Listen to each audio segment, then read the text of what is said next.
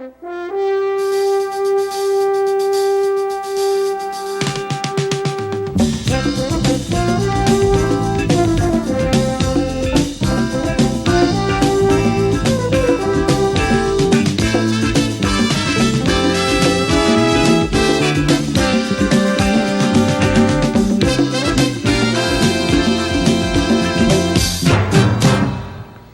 evening. New York City returned to something like normal business today after suffering an electrical power failure that lasted in some areas for 27 hours. While federal, state, and city agencies began urgently investigating the cause of the blackout, New Yorkers are still counting the economic cost of the city from one day of lost business. But more painful is the task of surveying large areas of the city where the blackout brought an orgy of looting. More than 3,000 people were arrested Wednesday night and Thursday in the act of pillaging hundreds of large and small businesses in poorer areas of the city, Brooklyn, Harlem, and the South Bronx. In many cases, police were powerless to stop the looting because the crowds helping themselves were too large to control. Every kind of business suffered, from supermarkets to jewelry stores, leaving stretches of whole blocks devastated, windows smashed, steel security shutters torn down, some buildings set on fire. The Small Business Administration today declared the 5 boroughs of New York City and Westchester County a disaster area, making businesses eligible for special loans. Jim? Robin, a New York police official described the looting rampage as the night of the animals. Others say it was more of a night of the oppressed, the have-nots of society releasing their anger on the haves. Well, tonight we examine why so many people in the ghettos of New York did what they did when the lights went out, and is it strictly a New York phenomenon, or one that potentially exists in all American cities? Robin? One of the still uncounted victims of the looting was Syl Williamson, 43-year-old owner of a sporting goods store on Nostrand Avenue in Brooklyn. Mr. Williamson started his store 13 years ago with a $700 investment. Last year, he grossed over $200,000. In a few minutes on Wednesday night, he lost $100,000 worth of stock. Mr. Williamson, how did it happen, as far as you know? How it happened, I don't know. The only thing I know as to what happened, the lights went out, and when I reached my store, people were in it. How much later did you reach your store after the lights went out? I reached my store approximately 25 minutes after the lights went out. And were you able to stop or save anything? I was able to stop the looting in my store only because of the rapport that I have with the community in general. What did they take? They took sneakers, basketballs, football shoes, everything of value that I had in the store. What kind of neighborhood is it where your stop is?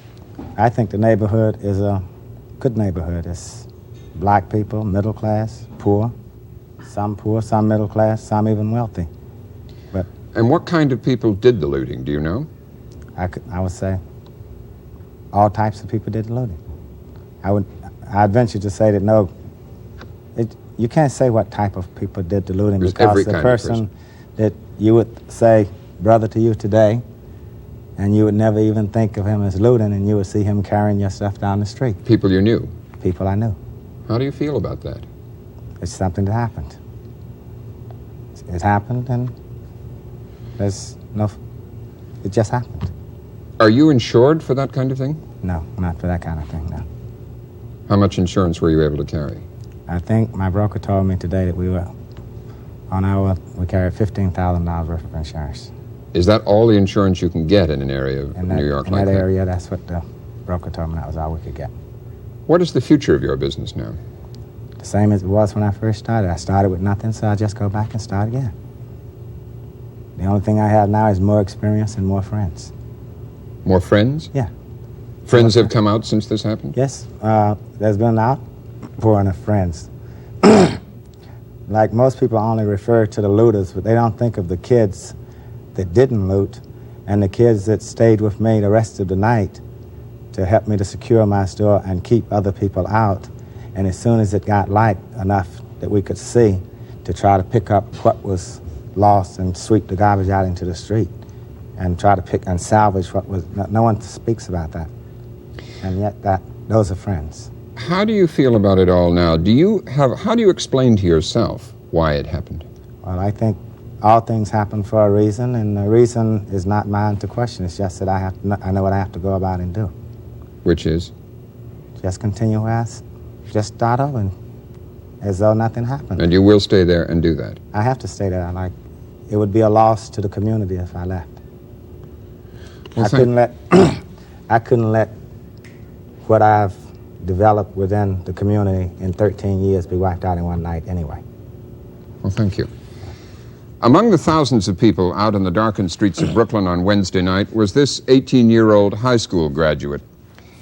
What were you doing when the blackout started? At first I went to see my girlfriend, you know. And then, you know, I was going up on the elevator. I'm lucky I got up before, you know, it blacked out. But when I did, you know, I got upstairs, everything just went black, you know. First thing that came to my mind, you know, I wanted to go outside where everybody else was at. So that's when I went around to my neighborhood, St. Felix Street and Fulton Street, you know. And then that's when, you know, everybody decided to break into Mullins or Siemens or whatever place they can, you know, to get some merchandise. When you say everybody decided, how did it happen? How did they decide? You know, first thing that came to their mind is a way to make some money, they was going to do it. Any way they can make some money, they was going to try to do it. And what was the atmosphere like? What was the mood like? Were they happy? Were they angry? They was happy when the lights went out. What did they say? What sort of things did they say? Well, I'm not allowed to say it over the television, but, you know, they said bad things, you know, like curses and stuff like that. Yeah. Well, you can say what you like. What did they say? They said, oh shit, the lights is out, let's break in this place and get us some money. You know? And the first thing they did was pop the lock on the door and everybody went in. People from different neighborhoods went in. And about how many people were there? I say at least 25, 30 people inside the place. Yeah. Were you excited yourself? Scared? I was scared. You were scared? Yeah, because, you know, maybe I thought the cops would catch us, you know, and then I have a record now for doing something I shouldn't have been doing. But, you know, at the time, everybody thought it was all fun. What did you do yourself? I went inside. I got a couple of, you know, tables and lamps. And why did you do it? Because everybody else was doing it. I want to be like everybody else. I thought I could make some money. Mm-hmm. Were there cops around at the time? At the time, the cops didn't come around for about 3 hours. Were people taking basically what they needed or just anything they could get their hands on so that they could sell it? Well, most of the people that was poor was taking stuff they can use in their homes, like, you know, couches, beds, televisions, anything they can, you know, to replace the other stuff they have in the house, you know. Yeah. And what did you do with the stuff you took yourself? Oh, I kept it. And I sold some, you know. Mm-hmm. And how do you feel about it? Now, you know, I feel, you know, why did I do it? I be saying to myself, why did I go out there and do that? And why did you? I wanted to do it, you know, go out there and be like everybody else. I thought the lights was off, I could make, you know, some money, have some fun. So I went out and did it. What was describe again what the kind of feelings were in the crowd that you were in. You said some of the things they were saying, but what kind of a mood was it? Was it a holiday mood, or was it, some people have said it was a kind of mood like it was the one night off of the year or something? It was like a holiday mood for everybody. For the poor people, you know, it was a holiday, you know, because, you know, they may not have enough money, you know, to buy these things, so they figure right now, while they got a chance, the lights was off, they was going to get it. And so they went out and they got what they wanted. Were most of the people who did that people who do not have jobs, who are unemployed? That's right. I have a lot of friends that was with me who was unemployed. But you have a job yourself? Yes, I have a job. Okay, thank you. Jim? Not all of the public officials out on the streets the other night were New York policemen or firemen. Another who was there was Congressman Herman Badillo, a Democrat who represents the South Bronx district of New York, one of the hardest hit with the looting. The congressman is also a candidate for mayor of New York in the upcoming Democratic primary. Congressman, Mr. Williamson just said that everything happens for a reason. What reason would you give for what happened in the South Bronx and other areas of the city? I think the reason is that people feel that there's not opportunity for them in the cities. We do have two societies. There have been warnings about that for some time, and not enough people feel that the problems of the city are their problems and that the city is their city. And when you have a disaster that strikes, some people separate themselves from it, and they tend to feel that they can take advantage of it. That's one of the very serious problems that we have in this country, not just in New York City. Congressman, the young man just told us what went through his mind when the lights first went off. Let me ask you this. When the lights first went off, did you think to yourself, uh-oh, there's going to be looting, or there's going to be violence, or there's going to be trouble in South Bronx? Was that your immediate thought? Well, I've been through these things before, and I did think of that. I've had many unfortunate experiences in the riots of 1967. I was in Attica, for example, and I've been in prison riots, so this is one other of the very unfortunate experiences that I thought was going to take place, and it did. So it didn't surprise you at all? No, because I know that there is that alienation. It's very clear. There's a lot of hostility and resentment, and unfortunately it grows because there are more people now in New York City who are poor than there were 10 years ago, for example. And there's more of a feeling of hopelessness, because even with a new administration in Washington, there is still no national urban policy, no program to provide jobs, such as the young man was talking about. Long after a new Congress has convened, we still find that the first priority is not for providing jobs for all. Congressman, in your opinion, does this economic situation that exists for so many people in the ghettos, in your opinion, is that a justification for looting stores and setting them on fire and for what happened? No, not at all. It's not a justification, no, not whatsoever. On the other hand, there is really no justification either for having the kind of unemployment that we have in this country and in this city, especially when you get a 40 to 50% rate among the young people 16 to 25. That's not justified either. Congressman, you were out there, and you were out trying to stop people from looting and doing all of this. What did you say to young people that you would stop in the streets? And what did they say to you? Situations I got involved in were crisis situations involving the police and the groups. The idea in these things is to try to keep things from escalating.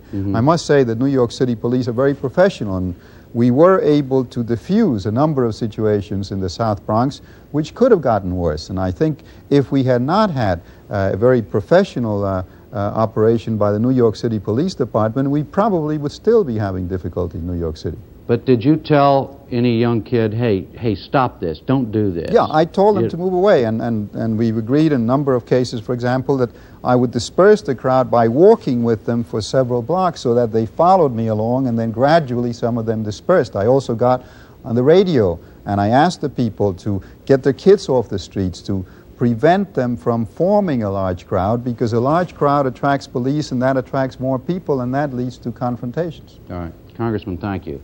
Another view now from the well-known author and playwright James Baldwin. Mr. Baldwin grew up in Harlem and is the author of many well-known books, including Another Country and his most recent, If Beale Street Could Talk. His plays include Blues for Mr. Charlie. Mr. Baldwin, was it anger that the darkness brought out the other night? Anger is too simple a word. Let me overstate my case a little bit. All right. It is significant to me that the looting occurred among the looted, if you see what I mean. At the level of the economic level of the ghetto, and everybody knows this, is not only beneath that of the nation, which is one thing. It is also, one talks in this country about upward mobility, but a person trapped in the ghetto with no job and no future, and trapped in a consumer society which demands every day, every hour, every day that he lives, that he buy this and buy that. He is not living, for example, in South Africa. No, he is not living in a poor country. He is living in one of the richest, in the richest country in the world, and living on a level of poverty which in this country is utterly intolerable, you know, and has no justification whatever. Now, I grew up in that misery, and I do not want, you know, to see my brothers and my children in the streets carrying away television sets and breaking windows and turning into what society has always said they were. But I cannot offer them an alternative. I haven't got a job to give them. Now the society, which has promised us, after all, life and liberty for all, has betrayed that promise. And when that happens, you have You create, and society creates every day, a group of people, endless groups of people who have nothing whatever to lose.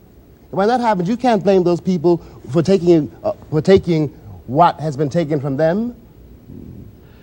Does your idea, though, is it inconsistent with what the young man just said, that there was a holiday mood out there? Does that surprise you at all? That there was a good time? It doesn't surprise me, no. Somebody called it Christmas in July.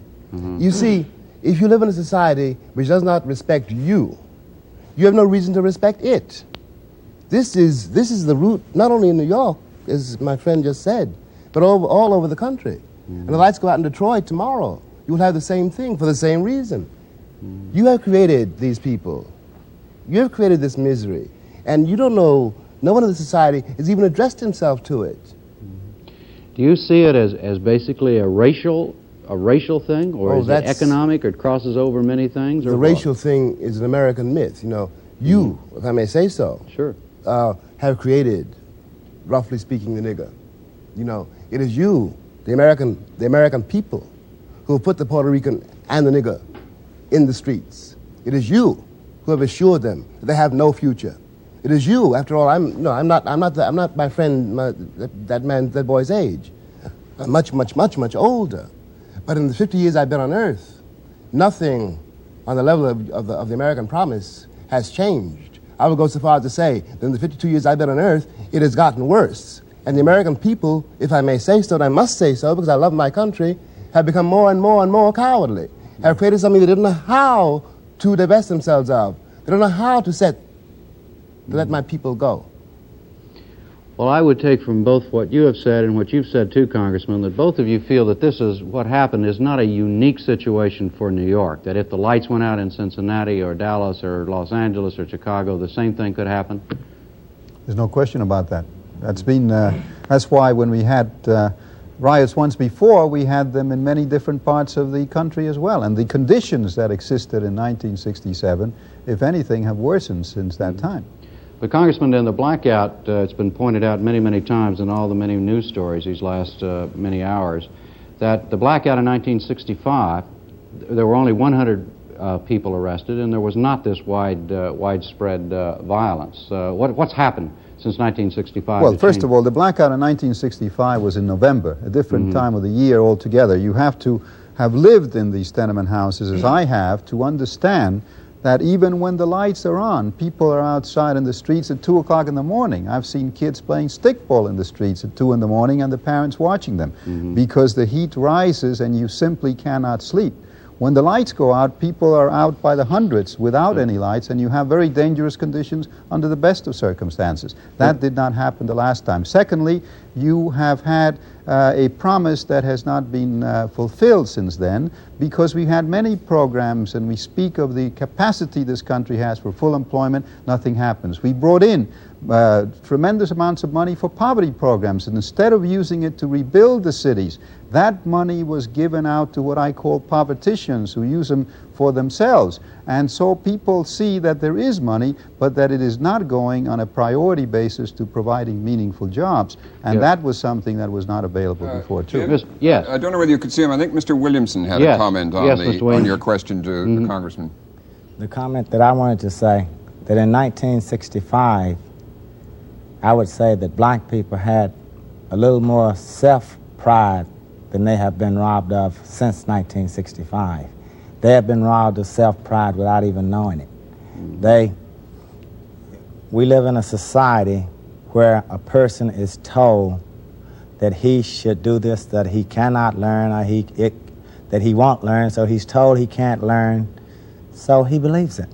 But I know that they are very brilliant, and if he don't know why he looted. If he gave you some reasons, but he doesn't know why he looted. I say that the media caused him to loot. The media caused him to loot because the media tells him that you have no job or that there's no future for you. But it's not that they don't have jobs or there are no jobs available. It's the job that a person feels as though he's told he has qualifications for, and they find out he doesn't have the qualifications for the job, and then he can't fill the job, or he has been given no work jobs and only collect a pay, and that's not a job. That's not even self-motivating. That's self-destruction. To pay a person $37.50 a week for just showing up, signing a sheet, that's not a job. And that's what those summer programs have actually ended up to be. Those are not jobs. That's what I meant about the waste of funds that are being made available. Those things demoralize a person. They don't, it's not coming out saying, well, I don't want you to work, so here's $37.50, just sign the sheet. No, they do it better than that. They let him sign the sheet. Anything else that happens, like things that are allowed to happen in the black neighborhood, never happens in white neighborhoods. Not. Yeah. Yes, go ahead, sir. Finish. Not because the person they allow dice games to go on the street. That's not my way of life. That's not his way of life. But if you even ask someone, say, why don't you stop it? He'll tell you that's his way of life. I don't live like that. And I know Mr. Baldwin doesn't live like that. And I know countless of my friends and even my people that come in and shop with me don't live like that. But we only see 1 or 2% of the people that live that way, and they spotlight those 1 or 2%. They don't spotlight the other 98%. Mr. Baldwin. I just want to add to what my friend just said. Part of the American tragedy is that the American people have always created the nigger that they wanted to see. They're this is a very remarkable man. And the boy is very remarkable too. And both of them are saying in another way that they're treated in the society with no respect whatever. Langston Hughes said, you treat colored people like second-class fools. Now, if you do that, there's a bill that comes in that you have to pay. You rob a man of his self-respect, he will do anything. Okay. Robin?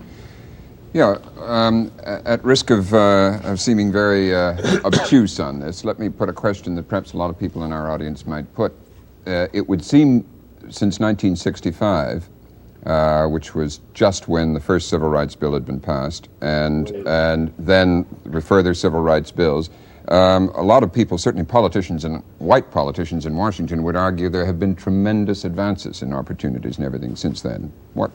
That is, if I may say so, I hate to say it, but that is a total lie. It is proof of American cowardice, even to say so.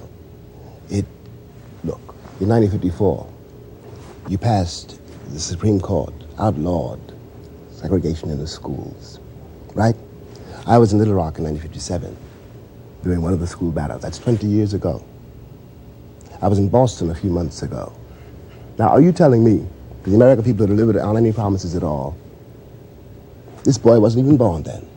What's your opinion of that? The unemployment rate is much higher today than it was in 1965, to take one simple example. There's much greater poverty in all of the cities of America, especially in the northern cities, than there was in 1965. And the programs that worked during all of those years, my files in Washington are full of successful programs that turn out to be valid, but yet we cannot get them implemented on a mass basis. I can get a sweat equity program to get a gang of kids to the Renegades to rehabilitate 3 buildings in the South Bronx, but when they are successful, I cannot get it done for 30,000 buildings throughout the city.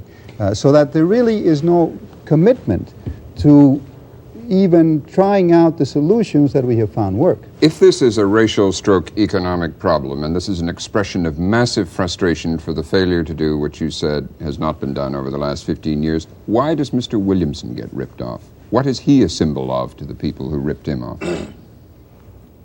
Mr. Williamson? I'm not a symbol. They don't see me. When I was not visible. When I became visible, the looting in my store stopped. May I add to that? No. Yes. Yeah. Finish, Mr. Williamson. I say, when I became visible, the looting in my store stopped. They only saw, like he said, they saw merchandise. And the merchandise that I had was very sellable on the street. And that was the total answer, because we have been programmed into believing that money is a cure-all. That's why I don't feel bitter about losing what I lost, because I still have more than I had when I started. If the lights went out, let me ask the young man, if the lights went out again one hot night next month, would this happen all over again? If it just come on, if it just go off just like that, maybe most likely will happen again. But if, if they knew the lights was gonna go out, it wouldn't happen that much, because the young kids probably be scared that the people be waiting for them this time, you know. They be guarding their store, their property. You know. There again, the fear ethic. In other words, see, we're programmed to respond to fear. We're programmed to respond to the gun, but we're not programmed to self-respect. See, when a person respects himself, he cannot go out and destroy his brother's property, because the people that he put out of work, he didn't hurt the store owner. Like all those stores that they destroyed in Bedford-Stuyvesant, the only people working in those stores were black people. Now, what they actually did was to put their friends' parents out of work. Some of their own friends they put out of work. The person that was able to employ 7, 8, 9, 10 people, he was also able probably to carry enough insurance to whether if he wanted to rebuild, he could rebuild it in another neighborhood. We just have a few seconds left. I just want to ask, if this is not to happen again, what, in your view, as the politician among us, needs to be done? We need to have a commitment to bring about change in the areas that we know how to bring about change, so we can remove the poverty in this country. We know how to do it, and we know how to provide jobs. We have to leave it there, I'm sorry. Thank you very much, Jim. Good night. Good night, Robin. And thank you all very much indeed. That's all for tonight. We'll be back on Monday night with a look at the crisis in the cost of car insurance. I'm Robert McNeil. Good night. Would you all stay?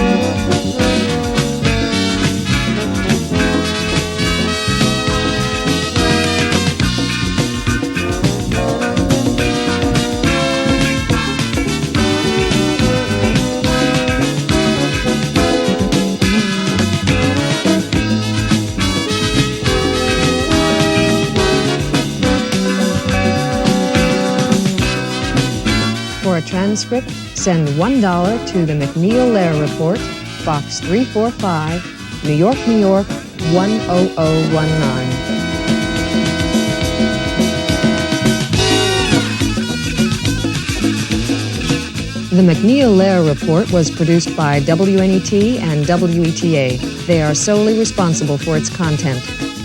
Funding for this program has been provided by this station and other public television stations, and by grants from Exxon Corporation, Allied Chemical Corporation, and the Corporation for Public Broadcasting.